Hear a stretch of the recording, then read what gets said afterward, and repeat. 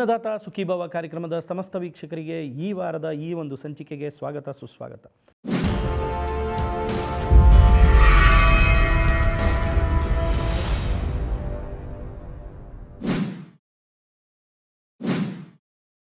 Investing in cinemas without cinema knowledge is injurious to you, your family and the audience too.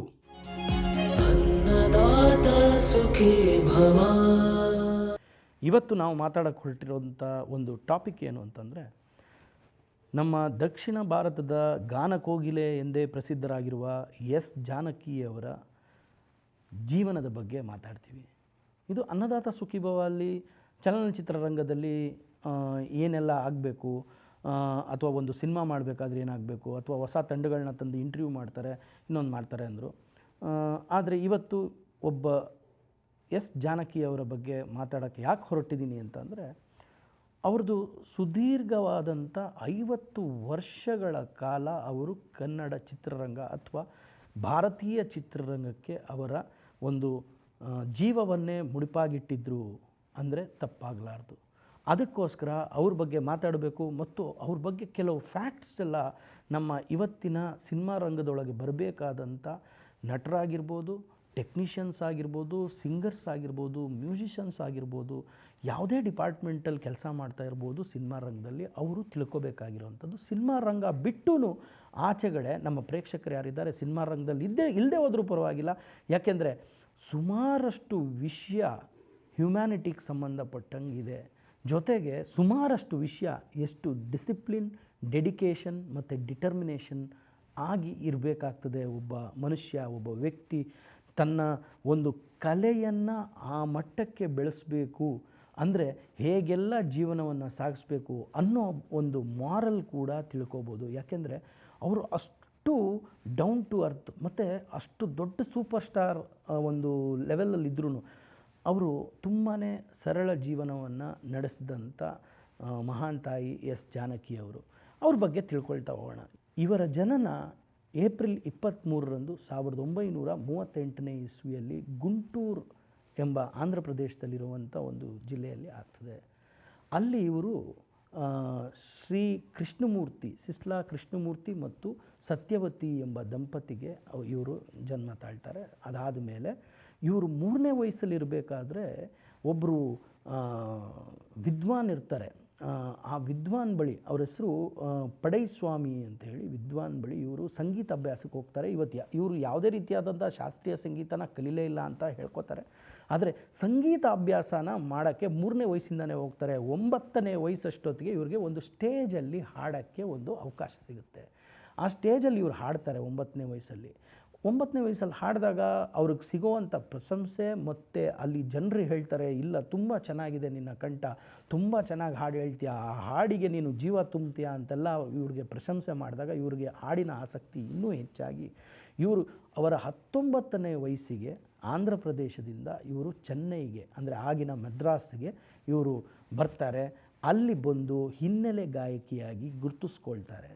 So 50ನೇ ಇಸ್ವಿಯಿಂದ ಇವರು continuous ಆಗಿ ಹಿನ್ನೆಲೆ ಗಾಯಕಿಯಾಗಿ ಗುರುತಿಸ್ಕೋತಾರೆ ಭಾರತೀಯ ಚಿತ್ರರಂಗದಲ್ಲೇ. ಆದರೆ ಅದರಲ್ಲಿ ಎಲ್ಲದಕ್ಕಿಂತ ನಾವು ಹೆಮ್ಮೆ ಪಡಬೇಕಾದಂಥ ವಿಷಯ ಏನು ಅಂದರೆ, ಇವರು ಹಾಡಿರುವಂಥ 48,000ಕ್ಕೂ ಹೆಚ್ಚು ಹಾಡುಗಳಲ್ಲಿ ಕನ್ನಡದ್ದು ಹೈಯೆಸ್ಟ್, ಅಂದರೆ ಹೈಯೆಸ್ಟ್ ನಂಬರ್ ಆಫ್ ಕನ್ನಡ ಸಾಂಗ್ಸೇ ಹೇಳಿರೋದು. ಇವರು ಹೇಳಿರುವಂಥ 20ಕ್ಕೂ ಹೆಚ್ಚು ಲ್ಯಾಂಗ್ವೇಜಸಲ್ಲಿ ಹಾಡು ಹೇಳಿದ್ದಾರೆ.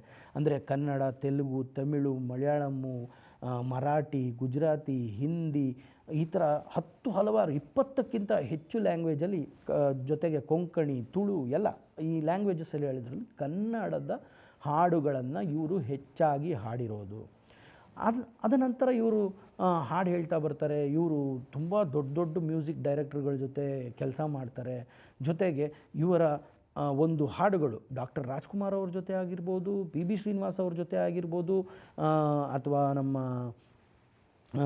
SP ಬಾಲಸುಬ್ರಹ್ಮಣ್ಯಂ ಅವ್ರ ಜೊತೆ ಆಗಿರ್ಬೋದು, ಹೀಗೆ ಯೇಸುದಾಸ್ ಅವ್ರ ಜೊತೆ ಆಗಿರ್ಬೋದು, ಯಾರದೇ ಜೊತೆ ಇವರು ಹಾಡಿದ್ರೂ ಅವ್ರದ್ದು ಎಲ್ಲ ಮೇಲ್ ಸಿಂಗರ್ಸ್ದು ಮೇಲ್ ಐಡೆಂಟಿಟೀಸ್ ಅಂದರೆ ವಾಯ್ಸಸ್ಸು ಬೇರೆ ಬೇರೆ ಇದ್ರೂ ಅದ್ರ ಜೊತೆಗೆ ಬ್ಲೆಂಡ್ ಮಾಡಿ ಆ ಒಂದು ಹಾಡನ್ನು ತುಂಬಾ ಜ್ಞಾಪಕ ಇಟ್ಕೊಳ್ಳೋ ಹಾಗೆ ಕಿವಿಯಲ್ಲಿ ಇವತ್ತಿಗೂ ಗುಣಗುಟ್ಟುವ ಹಾಗೆ ಇಟ್ಟಿರೋದ್ರಲ್ಲಿ ಅವರ ಒಂದು ಕೊಡುಗೆ ತುಂಬ ಹೆಚ್ಚಿನದಿದೆ ಅಂತ ಎಲ್ಲ ದಿಗ್ಗಜರೇ ಹೇಳ್ಕೊಳ್ತಾರೆ. ಅದಾದ ನಂತರ ಎಸ್ ಜಾನಕಿಯವರು ಈ ಥರ 45,000 ಹಾಡುಗಳು ಹಾಡಿರ್ತಾರೆ. 45,000 ಹಾಡುಗಳನ್ನ ಹಾಡಿದ್ಮೇಲೆ 2013ರಲ್ಲಿ ಇವರಿಗೆ ಪದ್ಮಭೂಷಣ ಪ್ರಶಸ್ತಿ ನೀಡ್ತೀವಿ ಅಂತ ಭಾರತ ಸರ್ಕಾರದಿಂದ ಇವರಿಗೆ ಒಂದು ಬರುತ್ತೆ. ಬಂದಾಗ ಇವರು ಆಗಲೇ 45,000ಕ್ಕೂ ಹೆಚ್ಚು ಹಾಡುಗಳನ್ನ ಹಾಡಿಬಿಟ್ಟಿರ್ತಾರೆ. ಜೊತೆಗೆ ಆಲ್ಮೋಸ್ಟ್ ನಾನು 45 ವರ್ಷಕ್ಕಿಂತ ಹೆಚ್ಚು ಕಾಲ ಅಂದರೆ 1950ಇಂದ 2013 ಅಂದರೆ ಆಲ್ಮೋಸ್ಟ್ ಲೈಕ್ 50-60 ವರ್ಷಗಳು ಕಾಲ ಹಾಡ್ಬಿಟ್ಟಿದ್ದೀನಿ ಆಗಲೇ ನಾನು. ಆದ್ದರಿಂದ ನನಗೆ ತುಂಬ ಲೇಟ್ ಈ ಒಂದು ಪ್ರಶಸ್ತಿ ಪ್ರದಾನ ಬರ್ತಾಯಿದ್ದೋ. ಆಮೇಲೆ ಅದ್ರ ಬಗ್ಗೆ ನನಗೆ ಅದು ಯಾವುದು ಪದ್ಮಭೂಷಣ ಅವಾರ್ಡ್ ಅಂದರೆ 3rd ಹೈಯೆಸ್ಟ್ ಸಿವಿಲಿಯನ್ ಅವಾರ್ಡು. ಅದನ್ನು ರಿಜೆಕ್ಟ್ ಮಾಡ್ತಾರೆ, ತೊಗೊಳ್ಳಲ್ಲ ಅವರು, ಯಾವುದೇ ಕಾರಣಕ್ಕೂ ಅದನ್ನ ತೊಗೊಳ್ಳಲ್ಲ. ಅದ್ರ ಬದಲು ಅವರು ಒಂದು ಕಡೆ ಹೇಳ್ತಾರೆ ಏನು ಅಂತಂದರೆ, ನನ್ನ ಯಾರು ಫ್ಯಾನ್ಸ್ ಇದ್ದಾರೆ, ನನ್ನ ಅಭಿಮಾನಿಗಳು ಯಾರಿದ್ದಾರೆ, ಅವರ ಪ್ರಶಂಸೆ, ಅವರ ಚಪ್ಪಾಳೆ, ಅವರು ನನಗೆ ಕೊಡ್ತಕ್ಕಂಥ ಗೌರವ ಮರ್ಯಾದೆ ಏನಿದೆ, ಈ ಪ್ರಶಸ್ತಿಗಿಂತ ಎಷ್ಟೋ ಅಧಿಕವಾಗಿ ಆಗಲೇ ನಾನು ಸ್ವೀಕಾರ ಮಾಡಿಬಿಟ್ಟಿದ್ದೀನಿ, ಅದಕ್ಕೆ ನನಗೆ ಬೇಡ ಅಂತ ಹೇಳ್ತಾರೆ. ಮತ್ತು ಅವರು 2017ನೇ ಇಸ್ವಿನಲ್ಲಿ ಅವರು ಅವರ ಒಂದು ಮಲಯಾಳಂ ಚಿತ್ರಕ್ಕೆ ಕೊನೆಯ ಹಾಡನ್ನು ಹೇಳ್ತಾರೆ. ಹೇಳಿಬಿಟ್ಟು ಅವರು ಇಲ್ಲ, ನಾನು ಆಗಲೇ 50ಕ್ಕಿಂತ ಹೆಚ್ಚು ವರ್ಷಗಳು ನನ್ನ ಗಾಯನವನ್ನು ಮಾಡಿ ಈ ಪ್ರೊಫೆಷನಲ್ಲಿ ಇದು ಮಾಡಿದ್ದೀನಿ, ಇದೇ ನಂದು ಲಾಸ್ಟ್ ಸಾಂಗ್ ಆಗಲಿ ಅಂತ ಸಿನಿಮಾದಲ್ಲಿ 2017ರಲ್ಲಿ ಒಂದು ಮಲಯಾಳಂ ಸಿನಿಮಾಗೆ ಲಾಸ್ಟ್ ಹಾಡು ಹೇಳ್ತಾರೆ. ಆಮೇಲೆ 2017 ಅಕ್ಟೋಬರ್ 28ನೇ ತಾರೀಕಂದು ಒಂದು ಲೈವ್ ಶೋ ಕಾನ್ಸರ್ಟ್ ಮೈಸೂರಲ್ಲಿ ಅವರು ಕಡೆಯ ಬಾರಿಗೆ ಸ್ಟೇಜ್ ಮೇಲೆ ಪರ್ಫಾರ್ಮ್ ಮಾಡ್ತಾರೆ. ಆ ಪರ್ಫಾರ್ಮ್ ಮಾಡಬೇಕಾದ್ರೆ ಒಂದು ವಿಷಯ ಹೇಳ್ತಾರೆ ಅವರು, ಏನು ಅಂತಂದರೆ ಒಂದು ಹಾಡನ್ನು ಲಾಸ್ಟಲ್ಲಿ ಹೇಳಬೇಕಾದ್ರೆ, ಒಮ್ಮೆ ನಿನ್ನನ್ನು ಕಣ್ತುಂಬ ನೋಡುವ ಆಸೆ ಎಲ್ಲಿರುವೆ ಅಂತ ಇರೋದನ್ನ ಅವರು ಮೈಸೂರಲ್ಲಿ ಲಾಸ್ಟ್ ಸ್ಟೇಜ್ ಪ್ರೋಗ್ರಾಮ್ ಮಾಡಬೇಕಾದ್ರೆ ಅದರ ಲಿರಿಕ್ನ ಚೇಂಜ್ ಮಾಡ್ತಾರೆ. ಒಮ್ಮೆ ನಿನ್ನನ್ನು ಕಣ್ತುಂಬ ನೋಡುವ ಆಸೆ ನಾನು ಇಲ್ಲಿರುವೆ ಅಂತ ಅವರು ಮೈಸೂರು ಜನತೆಗೆ ಕೈ ಬೀಸಿ ಹೇಳಿ ನಾನು ಇಲ್ಲೇ ಇರ್ತೀನಿ ಅಂತ ಹೇಳಿ ಅವತ್ತು ಹೇಳಿದ್ದು. 2026 ಜುಲೈ 11ನೇ ತಾರೀಕು ಮೈಸೂರಿನಲ್ಲೇ ಇದ್ದು ಅವರು ಅವರ ಕೊನೆಯ ಉಸಿರು ಎಳಿತಾರೆ.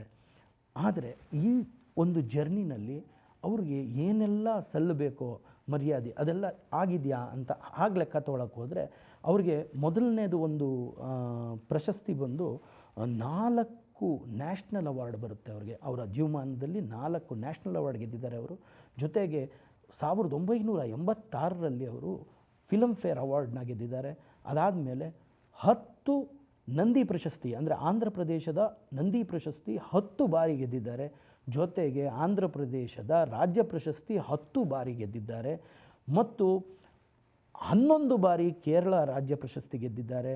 7 ಬಾರಿ ಕರ್ನಾಟಕ ರಾಜ್ಯ ಪ್ರಶಸ್ತಿ ಗೆದ್ದಿದ್ದಾರೆ. 6 ಬಾರಿ ತಮಿಳು ರಾಜ್ಯ ಪ್ರಶಸ್ತಿ ಗೆದ್ದಿದ್ದಾರೆ. ಇದ್ರ ಜೊತೆಗೆ 2014ನೇ ಇಸ್ವಿನಲ್ಲಿ ಅವರು ಕನ್ನಡ ರಾಜ್ಯೋತ್ಸವ ಪ್ರಶಸ್ತಿನ ಗೆಲ್ತಾರೆ. ಅದ್ರ ಜೊತೆಗೆ 2014ರಲ್ಲೇ ಡಾಕ್ಟರ್ ರಾಜ್ಕುಮಾರ್ ಪ್ರಶಸ್ತಿನ ಗೆಲ್ತಾರೆ. ಆ ಡಾಕ್ಟರ್ ರಾಜ್ಕುಮಾರ್ ಪ್ರಶಸ್ತಿಯನ್ನೆಲ್ಲ ಗೆದ್ದಾಗ ಅವರು ಹೇಳ್ತಾರೆ, ಕೆಲವು ಮಾತುಗಳನ್ನ ಹೇಳ್ತಾರೆ. ಕನ್ನಡ ಜನ ಹೇಗೆ ಅವರಿಗೆ ಒಂದು ಆದ್ಯತೆಯನ್ನು ಕೊಟ್ಟು ಹೇಗೆ ಅವ್ರನ್ನ ನಮ್ಮವರಾಗೆ ಮಾಡಿಕೊಂಡ್ರು ಅನ್ನೋದ್ರ ಬಗ್ಗೆ ಅವರು ಮಾತಾಡ್ತಾರೆ. ಅದಾದಮೇಲೆ 2009ರಲ್ಲಿ ಅವರಿಗೆ ಮೈಸೂರು ವಿಶ್ವವಿದ್ಯಾನಿಲಯ ಡಾಕ್ಟರೇಟ್ ಪ್ರಶಸ್ತಿಯನ್ನು ಕೊಟ್ಟು ಗೌರವಿಸಿರುತ್ತೆ. ಮತ್ತು ಎಲ್ಲದಕ್ಕಿಂತ ಹೆಚ್ಚಿನಾಗಿ 1959ನೇ ಇಸ್ವಿನಲ್ಲಿ ಇವರ ಕೈ ಹಿಡಿತಾರೆ ರಾಮ್ ಪ್ರಸಾದ್ ಅವರು, ಇವರ ಗಂಡ. 1959ರಿಂದ ಹಿಡಿದು 1997ರ ತನಕ ಇವರಿಗೆ ಬೆನ್ನೆಲುಬಾಗಿ, ಇವರಿಗೆ ಸಪೋರ್ಟ್ ಸಿಸ್ಟಮ್ ಆಗಿ ಅವರು ಎಸ್ ಜಾನಕಿಯವರ ಗಾಯನದ ಒಂದು ಏನಿದೆ ಪ್ಲೇಬ್ಯಾಕ್ ಸಿಂಗಿಂಗ್ ಅನ್ನೋದನ್ನು ಕಂಪ್ಲೀಟಾಗಿ ಅವರು ಸಪೋರ್ಟ್ ಮಾಡಿಕೊಂಡು ಅವ್ರನ್ನ ಇಷ್ಟು ಎತ್ತರಕ್ಕೆ ಬೆಳೆಯೋಕ್ಕೆ ಅವರು ಕಾರಣಕರ್ತರಾಗ್ತಾರೆ. 1997ನೇ ಇಸ್ವಿಯಲ್ಲಿ ಅವರು ಇವರನ್ನು ಅಗಲ್ತಾರೆ. ಇವರ ಮಗನ ಹೆಸರು ಮುರಳೀಕೃಷ್ಣ ಅಂತ. ಮುರಳೀಕೃಷ್ಣ ಅವರು ಭರತನಾಟ್ಯ ಪಟು. ಅವರು ಏನಾಗ್ತದೆ ಅಂತಂದರೆ ಅವ್ರನ್ನೂ ಕಳ್ಕೊಂಡ್ಬಿಡ್ತಾರೆ ಜಾನಕಿ ಅಮ್ಮವರು. ಆಗ ಅವರಿಗೆ ಸಾಕು ಮಗನಾಗಿ ಬರೋದು ನವೀನ್ ಅನ್ನೋರು. ಅವರು ಯಾವುದೇ ಆಸೆ ಇಲ್ಲದೆ ಆಕಾಂಕ್ಷೆ ಇಲ್ಲದೆ, ಅಪೇಕ್ಷೆ ಏನೂ ಇಲ್ಲದೆ, ಸಂಬಳನೂ ಕೂಡ ಅವರು ಆ್ಯಕ್ಚುಲಾಗಿ ಜಾನಕಮ್ಮನ ಫ್ಯಾನು. ಯಾವುದೋ ಊರಿನಿಂದ ಓಡಿ ಬಂದು ಜಾನಕಮ್ಮನ ಹತ್ರ ಅವರು ಕೆಲಸಕ್ಕೆ ಸೇರಿಕೊಳ್ತಾರೆ. ಬಟ್ ಯಾವುದೇ ರೀತಿಯಾದಂಥ ಸಂಬಳವನ್ನು ತಗೊಳ್ಳಲ್ಲ. ಸುದೀರ್ಘವಾಗಿ 30 ವರ್ಷಗಳ ಕಾಲ ಜಾನಕಮ್ಮವರು ಮೊನ್ನೆ ಕೊನೆ ಉಸಿರು ಎಳೆಯೋ ತನಕನೂ ಅವರು ಅವ್ರ ಜೊತೆನೇ ಇರ್ತಾರೆ, ಅವ್ರ ಜೊತೆನೇ ಇದ್ದು ನೋಡ್ಕೊಂಡಿರ್ತಾರೆ. ಇಲ್ಲಿ ನಾನು ಏನು ಹೇಳಕ್ಕೆ ಬರ್ತಾಯಿದ್ದೀನಿ ಅಂತಂದರೆ, ಜಾನಕಮ್ಮ ಅವರ ಲೈಫ್ ಸ್ಟೈಲಲ್ಲಿ ನೋಡಿ, ಒಬ್ರಿಗೆ ಯಾರಿಗಾದರೂ ಇವತ್ತು ಏನೋ ಒಂದು ಪ್ರಶಸ್ತಿ ಕೊಡ್ತೀವಿ ಅಂದರೆ ಓಡಿ ಬಂದು ನಿಂತ್ಕೊಂಡ್ಬಿಡ್ತೀವಿ. ಆ ಪ್ರಶಸ್ತಿ ಕೊಡ್ತಾರಂತೆ ನಮಗೆ, ನಾವು ಅದಕ್ಕೆ ಅರ್ಹತೆ ಇದೆಯೋ ಇಲ್ವೋ ಅನ್ನೋದು ಕೂಡ ಯೋಚನೆ ಮಾಡೋದಿಲ್ಲ.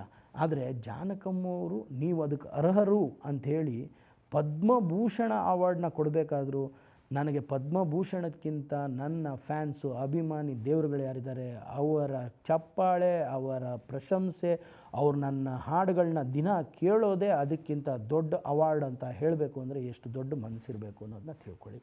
ನಾನು ಏನಕ್ಕೆ ಇದನ್ನೆಲ್ಲ ಹೇಳ್ತಾ ಇದ್ದೀನಿ ಅಂದರೆ, ನಮ್ಮ ಜೀವನಗಳಲ್ಲೂ ನಾವು ಇದನ್ನೆಲ್ಲ ಅಳವಡಿಸ್ಕೋಬೇಕು. ಅಂದರೆ ಅವಾರ್ಡ್ಸ್ನ ತಿರಸ್ಕರಿಸಿ ಅಂತ ಹೇಳ್ತಾ ಇಲ್ಲ ನಾನು ಹೇಳ್ತಾ ಇರೋದೇನು ಅಂದರೆ, ಅವರು ಹೇಳಿದ್ದು ನನ್ನ ಸುದೀರ್ಘವಾದ 50 ವರ್ಷಗಳ ಕಾಲ ಮುಗಿತಾ ಬರ್ತಿದ್ದಕ್ಕಂಥ ಟೈಮಲ್ಲಿ ನೀವು ಅದನ್ನ ಅನೌನ್ಸ್ ಮಾಡಿದಿರ, ಅದರಿಂದ ನನಗೆ ಅದ್ರ ಬಗ್ಗೆ.